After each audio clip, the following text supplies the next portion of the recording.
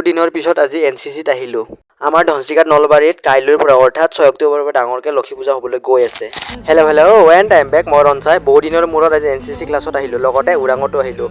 বহুত দিন ভাবি আছিলোঁ যাওঁ বুলি, পৰীক্ষা আছিল সেইবাবে আহিব পৰা নাই। ইফালে আহি লগতে মানে ক্লাছ ষ্টাৰ্টেই হৈ গ'ল মানে লগে।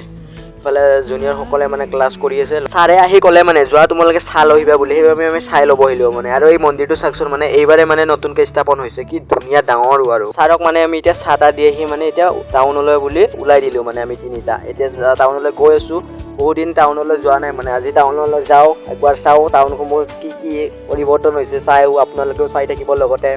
মানে বহুত দিন অহা নাইতো, মানে বহুত দিনৰ মূৰত আহিলে মানে নতুন লাগে জেগাসমূহ কিবা। লগতে আমাৰ এক্সামো চলি আছিল মানে হাফ ইয়াৰলি, লগতে মানে চিলেকশ্যনো হৈছে যিহেতু এইবাৰ ক্লাছ 10ত মই, লগতে এক্সাম চলি আছে, আহিব পৰা নাই। সঁচাকৈ আজি কিবা বেলেগ লগা হৈছে। আমাৰ ওৰাং টাউনখন সঁচাকৈ পৰিৱৰ্তনেই হ'ল নেকি।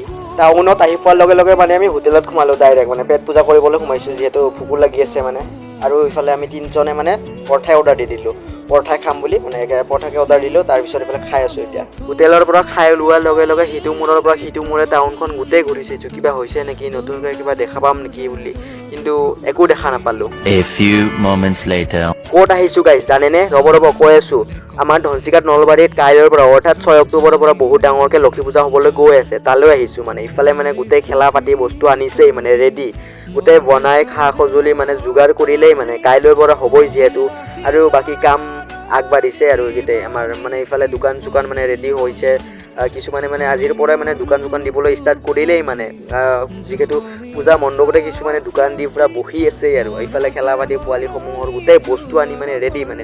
কাইলৈৰ পৰা আমাৰ ধামাকা পূৰা বহুত ডাঙৰকৈ পূজা হ'বলৈ গৈ আছে আমাৰ ধনচিকাত নলবাৰী এৰিয়াত। আৰু এটা বস্তু চাবনে গাইছ, এইটো মানে আমাৰ পূজা মণ্ডপতে মানে চবেই দোকান দি বহি আছে। আৰু এটা কথা কওঁ গাইছ, আজি আমাৰ ভাগিনৰ ছেকেণ্ড বাৰ্থডে, এইটো লগত পাৰিলে এটা কমেণ্ট কৰি উইচ কৰি দিব হেপী বাৰ্থডে বুলি। আৰু আজিলৈ এইখিনিলৈ আছিল। জয় অসম, জয় জুবিন দা, পূজাৰ ধামাকা ব্লগ আহি আছে।